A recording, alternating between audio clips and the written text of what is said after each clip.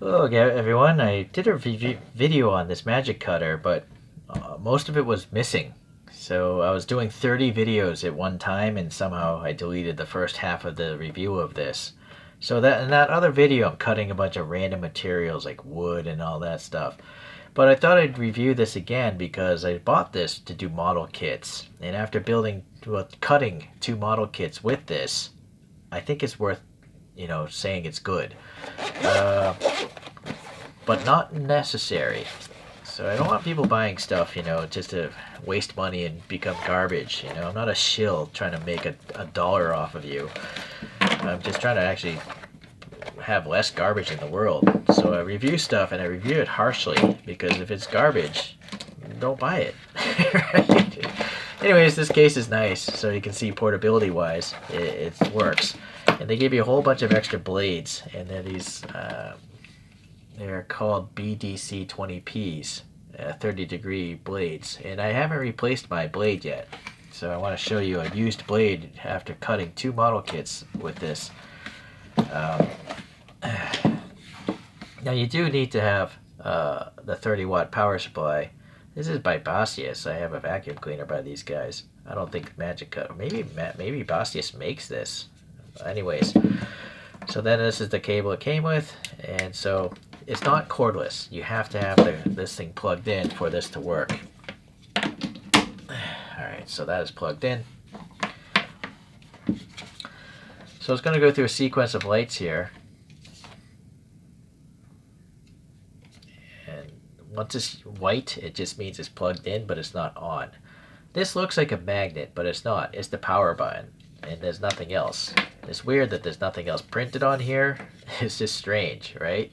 But anyways, this is the cover. You can pry it off, pull it out, pry it off, whatever. And there's the blade that went through two model kits already. So this is an ultrasonic cutter, meaning that thing vibrates a lot. And it vibrates so much that it will basically melt through plastic. So that could be good or bad. It does have a little hex. It came with a hex tool as well. And I think it's a metric 1. Yeah, I found the tool. It's a metric 1.5. So this is 1.4. And so I've never replaced this blade, but obviously it has to be tight enough that that thing doesn't just vibrate out of there and shoot into your eye. I don't think it's going to do that, but it's a vibrating device. So it wants to be tight.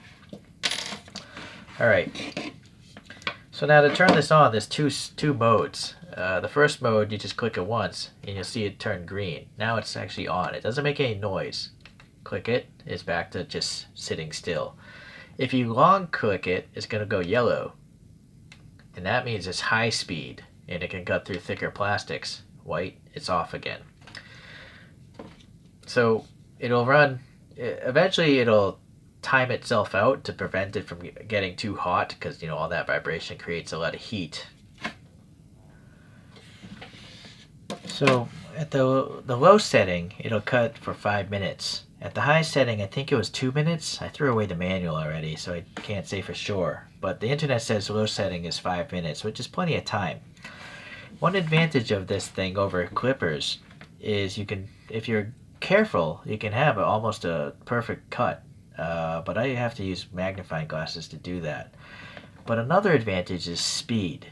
You see, if you have two runners on left and right, very often with nippers, and by the way, my favorite nippers are these Ruli tools, you got to cut here, but then you have to flip your hand around to get the flat edge against the part. So you have to basically flip this thing all the time.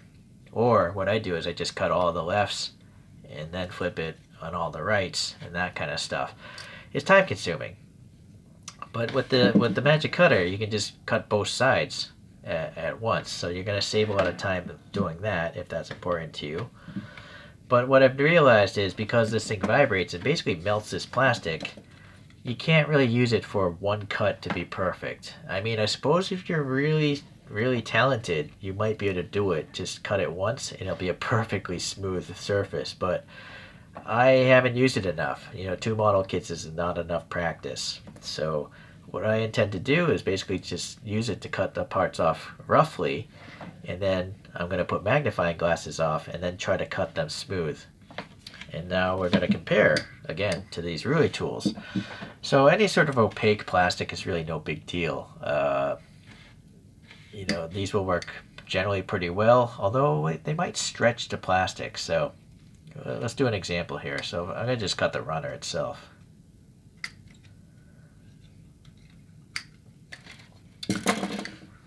So I reviewed these ruler tools versus others.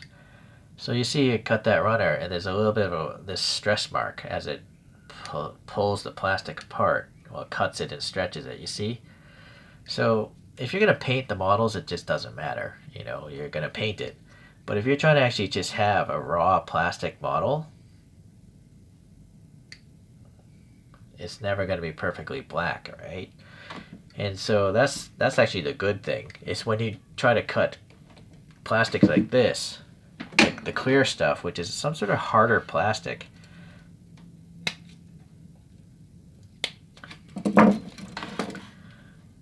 This one's actually not brittle though, so this is a different type of clear plastic. But yeah, no matter how slow you go, no matter how, if you do a pre-cut and then a finish cut, that was close, but still, you see this white? It's stress. Actually, you know, that could be from there. Hold on, let me do this. Alright, so let's pretend that was my pre-cut, all stressed out. And now the final cut will be really close. No, still. So that's the problem I've noticed with clear plastics. That one is pretty close, but the edge. So I guess it is possible to just do a pre-cut and, you know, some good nippers. So in fact, I'm going to do that right now. So I have to resituate the camera. These are some sort of opticians, I don't know, magnifying goggles. And I think there might have been a flashlight, but it broke off. So I just zip tied this manker. This thing's cool. And so that's what I use to do precision painting, and in this case, precision cutting. So I'm going to put that on here, and now I'm going to use my nippers here to do some rough cuts. So let me just roughly cut this side off here. I'm trying to basically do duplicate parts, so we can do the other duplicates with the Magicutter. Alright, so we got those two. These are duplicate parts. This one here. This white plastic. You're not going to see much in the white plastic. Well, nor really yellow, but.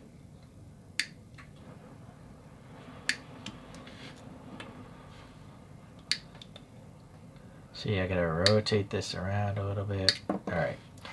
So now, I might lose focus because I'm not looking through my phone anymore. I'm just looking through my magnifying glasses. Let's try to get a finish cut here. That's pretty good. There's no stretching.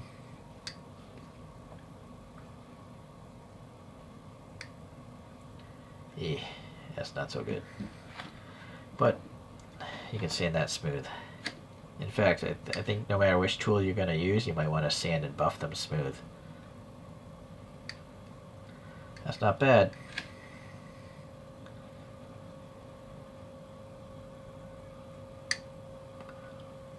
Hopefully you can see that. That's actually pretty good. Alright, so now this one. Try to get that flat bleed on that flat surface.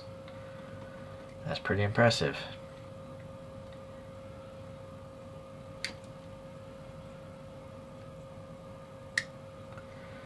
Alright, I gotta say, these ruler tools are really good. I think they're like, I saw them on sale for like, they're under $15 on AliExpress. I have two of them now. And there's actually a cheaper one now that I ordered, and we'll have to see if that's any good. Like, I think they're like $6 or something, but it hasn't shown up in the mail yet. Okay, that wasn't so good. I could just tell. Didn't complete the cut. Well, alright, so this is the undergate part here. So you gotta get rid of this, so the two halves will join, but there's a little bit of a left over, so I'll have to go and sand that down later to have the two halves join properly.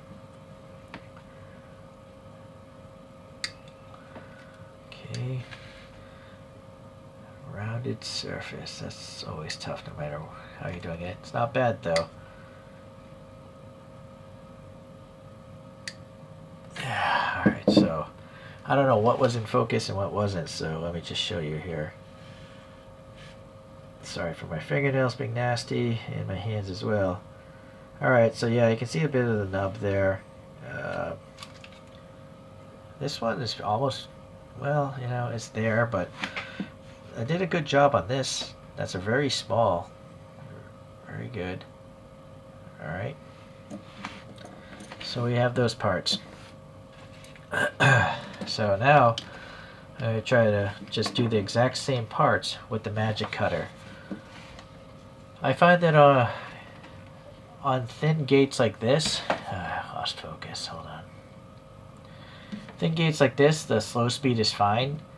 But if you're doing thicker, more like that, 1.5, 2 millimeters, you want to use a high speed setting. What I found, you don't really want to do a finish cut. You know what, I'm going to try it. I'm going to just show you. I'm going to try to cut this thing off. Just 3 pieces and try to have it as a finish cut. So, it's on low speed. But I am looking through my magnifying glasses. You can hear the vibration. I'm basically trying to get the flat edge on that flat surface. The problem is, you know, the blade actually has a chamfer to it.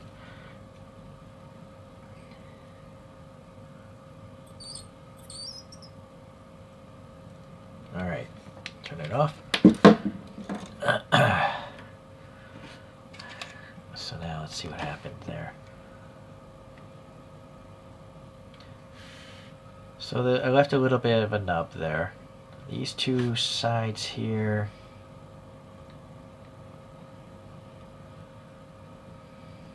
maybe yellow is not the best color. But that one, like it's almost invisible, right? But it definitely takes practice. And also you have to be mindful because this thing, it cuts like butter. If it'll literally cut through any part of this plastic if you're not careful. You know, when I've used it at the very first time, I took chunks out of my part that I shouldn't have done, but it was a model kit I didn't really care about. So anyways, so that's the scenario of that. Now, I don't want to mess up my clear part, so I'm going to cut it with 2 passes. The rough cut and then the second pass. So if I'm going to do the rough cut, I'm just going to do it at high speed. So now it's a yellow color and just cut far away. And now I'm saving time because I don't have to move the runner around. Well, I guess if it's not perpendicular, but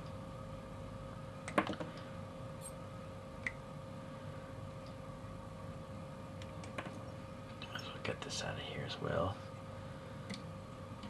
It's like a stretchy plastic.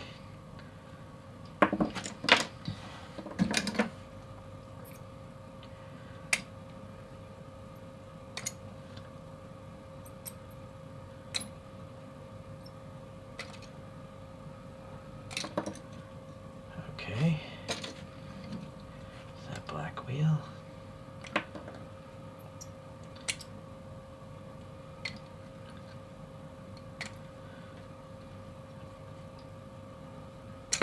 So as long as you cut it far away from the part, you can save a lot of time, I think, instead of having to reposition your hand.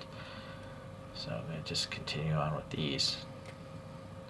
Now, since I'm at high speed, it might just stop after 2 minutes.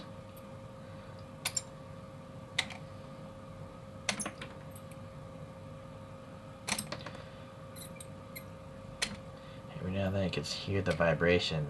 40,000 hertz, I guess.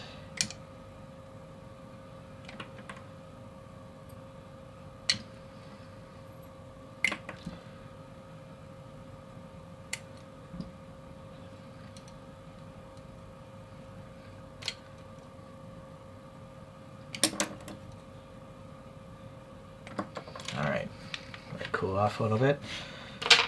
Just a little bit though. Alright, so let's see. Those are the Rui tool cuts. These will be Magicutter cuts. to move the camera a little bit out of the way. I'm going to look through my magnifying glasses and now try to do better cuts. But you can see, you know, hold on before I talk. Maybe you can't see the chamfer of this blade.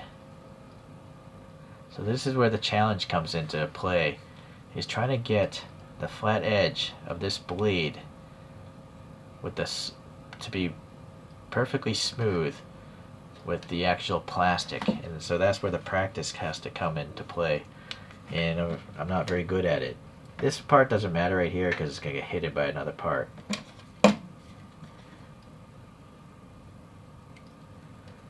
this will be visible. So now this is a rounded surface.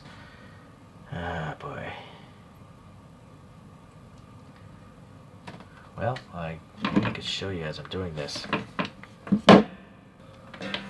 Sorry, those clippers were in my way. So let me try to...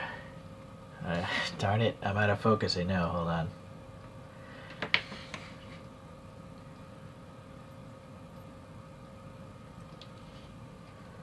So, I don't know if you can see that. Yellow's not a good color. Let's go to this black piece here. Try to get that blade parallel. Maybe it's better if I do it this way.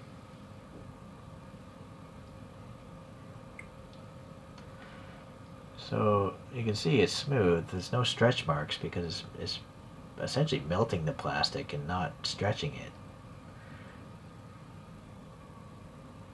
Smooth.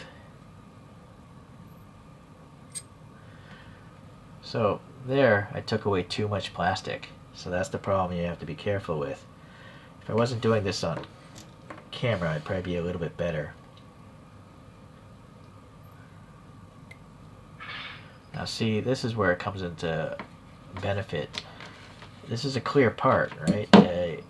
If I'd used nippers, there's a good chance there'd be a big white stress mark there. Where are those ruler tools?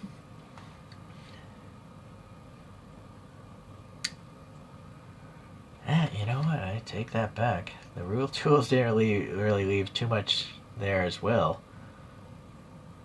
I think this is clearer because it was melted and not cut, but it's very negligible, right?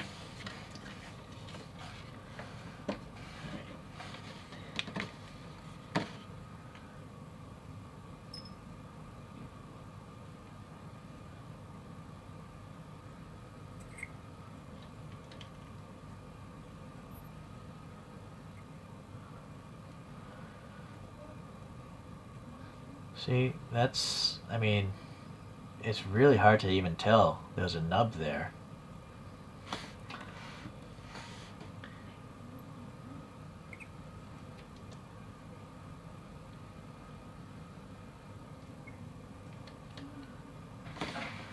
Alright. Well, hopefully you've formulated some conclusions by now.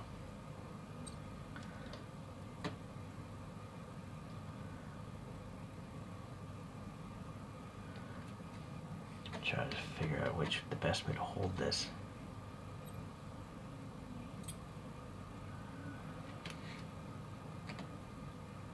Yeah, that's pretty smooth.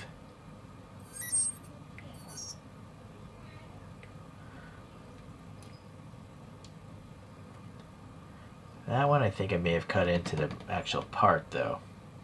So it definitely takes practice.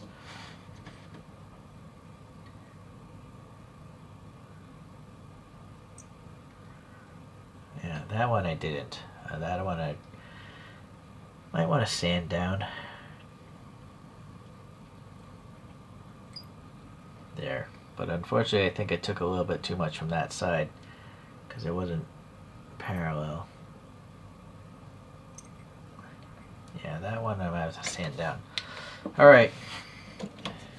I'm going to clip off more. Well, here. Another thing you can do if you have the patience is just shave with this blade. Let me hit focus here. So boy, this USB cable is getting all tangled up.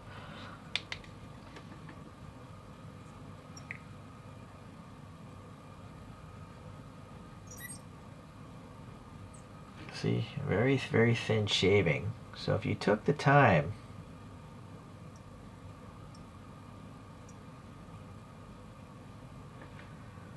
right, it won't mess up a clear part.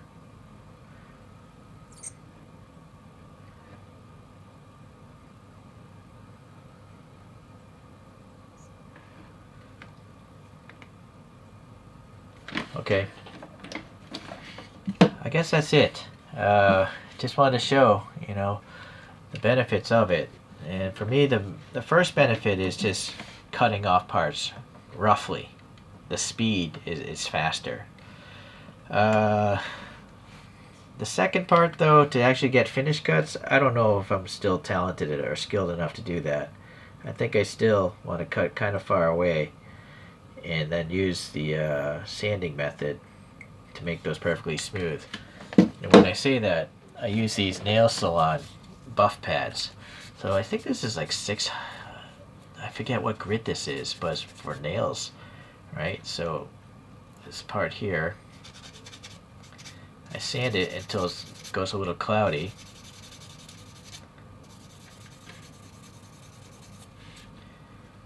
And you can still see that up there. And then the white side is just foam. But that foam, I mean, look how it buffs is so shiny, it's crazy. In fact, that's shinier than it was. That's almost transparent now. Compared to, see, this is the stock surface. It's a little cloudy. In fact, hold on. Just gonna buff the whole perimeter, and then you should be able to see through it.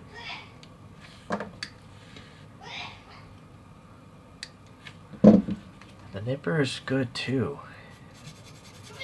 The one good thing about the nipper is it gets very, since you're literally pushing a flat blade against the surface, it's you're not going to run the risk of cutting extra material, and I think it leaves a more even, smaller nub than my unskilled hands.